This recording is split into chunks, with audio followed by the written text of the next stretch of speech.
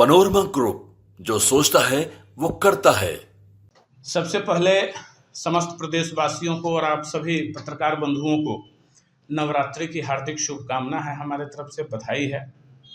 आज इस नवरात्रि के पावन पर्व के दौरान प्रेस कॉन्फ्रेंस बुलाने का हमारा मूल मकसद है कि देखिए, राजनीति के लिए सभी आते हैं, हम भी आए हैं। स्वच्छ राजनीति होनी चाहिए, लेकिन जो पिछले 2 अक्टूबर को प्रशांत किशोर जी ने जो वेटनरी ग्राउंड से सारे हवाई घोषणा किए, तो हमारा यह फर्ज बनता है, यह दायित्व बनता है कि हम जनता को ठगने नहीं दें। आप क्योंकि हम लोग राजनीति में इसलिए नहीं आए हैं कि फिर से ठगे जाएं बिहारवासी। तो वो जितना ठगने वाली बात किए हैं उसका बिंदुवार हम आप सबों को बताएंगे। देखिए, सबसे पहली बात, जो मूल बात वो कर रहे थे कि शराबबंदी को 1 घंटे में निउखाड़ कर फेंक देंगे और उस पैसे से हम नई शिक्षा नीति लाएंगे। बड़ी मजे की बात है, आप इनके तिलिस्म को समझिए। सबसे पहले वो बोले क्या कि 10 वर्ष में ये पूरा होगा, फिर बोलते हैं 20 वर्षों में ये पूरा होगा। अब 20,000 करोड़ रुपया अगर 1 वर्ष में आता है, नई शिक्षा नीति के लिए इनका पूरा बड़े बड़े इकोनॉमिस्ट और बड़े बड़े लोगों से ये जो कैलकुलेशन करवाए हैं उसके हिसाब से 5 लाख करोड़ रुपया चाहिए। तो 20 वर्ष में 1 लाख करोड़ रुपया आएगा, तो 5 लाख करोड़ रुपया आने में तो 25 वर्ष का समय लग जाएगा। तो 25 वर्ष का समय तक जब लगेगा, जब 5 लाख करोड़ रुपया पूर्ण होगा, तब जाकर बिहार में नई शिक्षा नीति आएगी, विश्व स्तरीय शिक्षा स्थिति बनेगी। तो ये बताइए कि 25 वर्षों तक क्या प्रशांत जी बिहार की गद्दी पर बैठे रहेंगे? आज उनके एक विधायक क्या, एक पंचायत समिति नहीं जीते हुए हैं उनके दल के, और वो ख्वाब देख रहे हैं कि हम मुख्यमंत्री बन जाएंगे। चलिए, मान लिया कि अगर आप बन गए तो 25 वर्ष तक आप इस कुर्सी पर कोई शासन कर पाएंगे? अभी तक तो सबसे ज्यादा शासन करने वाले माननीय मुख्यमंत्री नीतीश कुमार हैं। दूसरी बात इसमें क्या छुपा हुआ है कि भाई 5 लाख करोड़ रुपया 25 वर्ष, तो 0 से लेके 15 वर्ष के आयु तक के बच्चों के लिए, तो जो 15 वर्ष बीत जाएगा, 15 के बाद फिर 10 वर्ष और बीतेगा, यानी कुल मिला के जो बच्चा आज जन्मेगा वो अगले 15 वर्ष में निरक्षर रह जाएगा, चूंकि आपकी शिक्षा नीति तो बन नहीं पाएगी। और जो 15 वर्ष बाद भी जन्मेगा वो भी अगले 10 वर्ष में निरक्षर हो जाएगा, यानी 2 जनरेशन युवाओं का बर्बाद हो जाएगा इनके हिसाब से।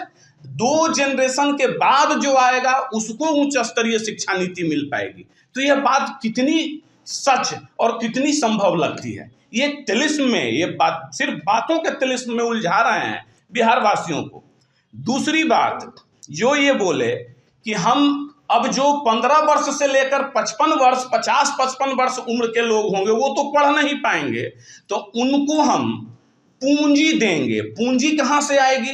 तो 4,62,000 करोड़ रुपया जो बिहार के लोगों ने बैंकों में जमा किया, अच्छी बात है, उससे सीडी रेशियो यानी कैश डिपॉजिट रेशियो के माध्यम से 70% तक देने का प्रोविजन है। लेकिन वहां फिर एक झूठ बोलते हैं कि गुजरात में 90% तक दिया जाता है। श्रीमान, बिहार के लोग क्या बेवकूफ नजर आते हैं? बिहार में जब भारत सरकार का रिजर्व बैंक का यह नियम है कि कोई भी बैंक 40 से लेकर 70% तक ही सीडी रेशियो का पैसा दे सकती है, तो कुल सीडी जितना पैसा डिपॉजिट हो रहा है। तो अब हम मान लेते हैं ये बैंकों पर दबाव देने की बात कर रहे हैं कि मजबूर करेंगे। सबसे पहली बात कि बैंक राज्य सरकार के अधीन नहीं आती है, बैंक पे आप मनमर्जी नहीं कर सकते हैं। ठीक है, प्रोविजन है, बैंक के कुछ टर्म्स कंडीशन होते हैं, मैं उस पर भी नहीं जाता हूं। मैं इस बात पे आता हूं कि अगर 2.5 लाख करोड़ रुपया आप कहते हैं कि बैंक को मजबूर कर देंगे, देगी 4% ब्याज पे। देखिए, इनका यही तिलिस्म है, 4% ब्याज। तो बैंक क्या 4% ब्याज पे लोन देती है? नहीं देती है। मिनिमम 10% होगा, 12%, 15% नहीं 10% मानते हैं, तो बाकी का 6% जो राज्य सरकार को देना होगा, तो 6% के हिसाब से 2.5 लाख करोड़ का कितना होता है? 15,000 करोड़ रुपया इंटरेस्ट होता है। वो 15,000 करोड़ रुपए किस मद से आएंगे ये क्यों नहीं प्रशांत जी ने बताया? सिर्फ कमर पे हाथ रखकर कह रहे थे कि ये मेरा मंत्र है, तो ये इस मंत्र का कंक्लूजन तो आपने नहीं बताया। तो ये भी एक तिलिस्म बनाने की एक तरीका है कि वो बस फेंक दिए बात कि 2.5 लाख करोड़ रुपया हम दे देंगे सबको पूंजी 4% ब्याज पे। अब इसके आगे आइए, यही नहीं, ये बुजुर्गों के लिए कहे कि जो 55 वर्ष से ऊपर के हैं वो तो काम भी नहीं कर सकते हैं, कुछ कर, सही बात है भाई कि नहीं कर सकते हैं, तो उनको 2,000 मासिक पेंशन देंगे। और 2,000 मासिक पेंशन देने में यह खुद कह रहे हैं कि 6 से 8,000 करोड़ रुपए का खर्च होगा। तो अब आप जोड़िए राज्य सरकार का खर्च 15,000 करोड़ इंटरेस्ट का प्लस 6,000 हम मिनिमम ही मानते हैं, तो 21,000 करोड़ रुपया, 21,000 करोड़ रुपया का जो वर्तमान बिहार है, इसका बजट 2.5 लाख करोड़ का लगभग है। और इस 2.5 लाख करोड़ में 21,000 करोड़ कहां से एडिशन होगा, वो रिसोर्स कौन सा होगा, ये तो आपने नहीं बताया। तो फिर यहां भी वही झूठ साच वाली बात। अब आते हैं कि ये सिर्फ और सिर्फ किसानों के लिए जो बात कहे कि मनरेगा के तहत जो मजदूर होगा वो किसानों को खेती करने के लिए हम फ्री ऑफ कॉस्ट दे देंगे। बिहार के लोग को क्या समझे हैं, आप ही यूएन रिटर्न हैं, बाकी सब जाहिल बैठा हुआ है क्या? मनरेगा सबसे पहले सब लोग जानता है कि मनरेगा क्या राज्य सरकार का कार्यक्रम है, मनरेगा केंद्र सरकार का कार्यक्रम है। राष्ट्रपिता महात्मा गांधी के नाम पर यह कार्यक्रम चलाया गया। मनरेगा मजदूर के तहत जो पैसा, जो दर निर्धारित होता है वो केंद्र करती है, और जो पैसा आता है उसमें 75% केंद्र की राशि होती है, 25% ही राज्य की राशि होती है। अब वो सरकारी कार्य में देने के लिए सरकार मजदूरों को रोजगार गारंटी के लिए यूज किया जाता है। अब यहाँ यह भी हम बिहारवासी को बताएं कि बिहार में कितने लाख किसान हैं, कितने हेक्टर जमीन है। एक किसान को आप उतने हेक्टर जमीन पे उतना मजदूरी कराने के लिए वो राशि क्या केंद्र सरकार देगी फ्री ऑफ कॉस्ट? संभव है क्या? जब कुल 88,000 85,000 करोड़ ऑल ओवर इंडिया के लिए बजट बनता है, तो क्या बिहार में जब सिर्फ कृषि कार्य के लिए फ्री ऑफ कॉस्ट मजदूर उपलब्ध कराया जाएगा तो कम से कम चाहिए बिहार को 25 से 30,000 करोड़ रुपया? क्या पूरा केंद्र सरकार बजट उठाकर बिहार को दे देगी? तो फिर ये झूठ, फिर एक नई तरीके का झूठ। अब युवाओं के लिए देखिए, हमारा सबसे मेन फोकस था कि हम भी युवा के लिए स्पेशली डेडिकेटेड युवा समृद्धि दल बनाए, लेकिन अब युवाओं के साथ हम धोखा नहीं होने देंगे, किसी सूरत में नहीं होने देंगे। ये लॉलीपॉप फेंक रहे हैं, बिल्कुल मतलब बिना सर पैर की बात कर रहे हैं। इनको हम इतना दिलवा देंगे, न 0 से 15 साल के बच्चे ऐसे होंगे तो इनको इतना रोजगार के लिए दिलवा देंगे तो ये पैसा वहां से आ जाएगा। मतलब सिर्फ झूठ और झूठ। अब आते हैं इनके सामाजिक ताना बाना पे। ये कहते हैं कि हम जाति की बात नहीं करेंगे, लेकिन ये क्या किए हैं? ये तो परिवारवाद भी किए हैं और जाति की भी बात किए हैं। परिवारवाद का नमूना वहां बापू सभागार में देखने को मिला कि किस तरीके से बिल्कुल बुद्धिमत्ता से अपनी पत्नी को इन्होंने लॉन्च करा दिया इंट्रोड्यूस कराने के दौरान। और जातिवाद का इनसे बड़ा नमूना क्या हो सकता है कि जिनको ये अध्यक्ष बनाए उनको क्या कह रहे हैं, क्या सुंदर वाक्य शब्द में लोगों को उलझाकर कि ये फलाने हैं, ये हमसे काबिल हैं, लेकिन ये दलित समाज से भी आते हैं। वाह जी वाह! क्यों? जब इतना ही जात पात पर आप दंभ भरते हैं कि नरेंद्र मोदी जी के वोट क्यों मिलता है, नीतीश कुमार के जाति के कितने हैं। हम सही बात है, हम जाति पात के हम भी विरोधी हैं, हम भी नहीं चाहते हैं, लेकिन फिर आपने क्या किया, क्यों ये इंट्रोड्यूस कराए? आप सिर्फ कहते कि ये मनोज भारती हैं, ये नेतरहाट के प्रोडक्ट हैं, ये IAS रहे हैं, ये 4 देशों में दूतावास रहे हैं, ये प्रशांत किशोर से ज़्यादा काबिल हैं, इसलिए इनको अध्यक्ष बनाएं। लेकिन यह भी एक दलित समाज से आते हैं, ये कहने की क्या आवश्यकता थी? और अब मजे की बात आप जानिए, ये शुरू से आप देखे होंगे, पहले ये शिक्षा के लिए क्या बोले थे चंद दिन पहले कि बुलेट ट्रेन चलाने के लिए 1 लाख करोड़ रुपया भारत सरकार जापान से लोन ली है 3% के ब्याज पे। क्यों नहीं बोले? हमने ही अपने कुछ एक इंटरव्यू में कहा था कि 3 लाख करोड़ रुपये शराबबंदी के पैसे से तो 15,000 करोड़ तो इंटरेस्ट हो रहा था सिर्फ, तो वो मूल कैसे चुकता? 5 लाख करोड़ का अगर आप विदेशों से ले आते पैसा तो 15,000 करोड़ तो इंटरेस्ट हो रहा था, तो फिर वो मूल पैसा कहाँ से चुकता होता? तो उस दिन ग्राउंड में ये बात वो नहीं बोले, इस बात से वो मुकर गए। ऊपर से क्या किए, एक दलित समाज के सभ्य संभ्रांत अच्छे पढ़े लिखे व्यक्ति का कैसे मतलब सामाजिक तौर पे, और एक ही नहीं, उस मंच पे यादव समुदाय के भी एक बैठे थे, देवेंद्र प्रसाद यादव जी थे, मुनाजिर हसन साहब थे, उसी मंच पे एक चंद्रवंशी जी थे, या जितने कार्यकर्ता बैठे थे उस दल के, सबों ने जूता खोल रखा था। लेकिन आखिर किस हैसियत से प्रशांत जी जूता पहनकर भाषण दे रहे थे और उन्हीं के बीच वो बैठे थे? अब प्रकाष्ठा तब हो गई जब जो जिनको इन्होंने कार्यवाहक अध्यक्ष बनाया वो भी बेचारे बड़ी सीधे साधे आदमी, अच्छे आदमी, वो क्या कर रहे थे? जूता खोलकर हाथ उठा रहे थे और ये उनकी पीठ थपथपा रहे थे। वाह जी वाह, यही आपका तौर तरीका है, यही आप बिहारवासी को दिखाना चाहते हैं कि खुद ये कौन सा विचार है? बिल्कुल सामंतवादी विचार है। आपने यह झलक दिखाई कि आप कितने बड़े सामंतवादी हैं, आपने यह झलक दिखाई कि आप कितने बड़े ऊंच नीच में फर्क करने वाले हैं, असमानता पैदा करना आपका काम है। और अंत में एक और बात हम बताएं कि जिस पार्टी की 2022 में बन चुकी थी, तो प्रशांत किशोर जी को यह बताना चाहिए कि क्या जन सुराज नाम की जो पार्टी पूर्व में बनी थी वो इन्होंने ही पर्दे के पीछे बनवाया? नंबर 1। अगर नहीं बनवाया तो फिर वो जो व्यक्ति वो पार्टी बनाए हैं उनसे क्या डील हुई? क्योंकि एक नाम का तो 2 व्यक्ति हो नहीं सकता है। हमने भी पार्टी बनाया है, पहले आम सभा होता है, उसकी मेमोरेंडम बनता है, वो इलेक्शन कमीशन को जाता है, नाम चूज करने के लिए दिया जाता है। जब नाम कंफर्म होता है उसमें 3 पदाधिकारी का नाम दिया जाता है, राष्ट्रीय महासचिव का, कोषाध्यक्ष का और राष्ट्रीय अध्यक्ष का। ये 3 नाम अनुमोदित करके भेजा जाता है और इलेक्शन कमीशन जब अप्रूव करती है नाम के साथ, दल का नाम के साथ, उसके बाद उसका पेपर पब्लिश होता है और फिर उसकी प्रक्रिया है। तो ये जब ये बोले लोगों से कि 2 अक्टूबर को ही हम पार्टी की घोषणा करेंगे, तो उससे पहले इलेक्शन कमीशन इनको अप्रूवल कैसे दे दिया? जब तो इसका मतलब है कि आप पर्दे के पीछे पूरा कंट्रोल अपने हाथ में रखना चाह रहे हैं और सिर्फ डमी सारे लोगों को बनाना चाह रहे हैं, और पार्टी आप पूर्व में बना चुके हैं।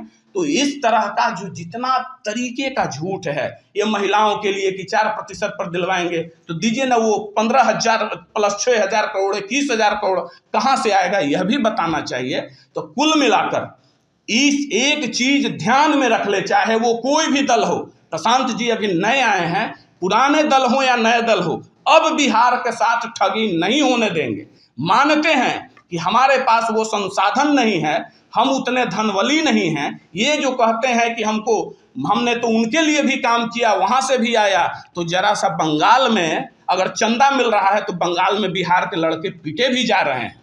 तमिलनाडु में चंदा मिल रहा है, आंध्रा से चंदा मिल रहा है, तो हिंदू देवी देवताओं के ऊपर कड़ी टिप्पणियाँ भी वहीं की जाती है, वहीं कुठाराघात किया जाता है। तो इस पर भी आप बोलिए। बाकी अंत में हम इतना ही कहना चाहेंगे कि हम लोकतंत्र के प्रहरी हैं, आप सब भी युवा हैं, हम भी एक युवा हैं। अब बिहार में वो नहीं होगा जो पूर्व से होते आया है।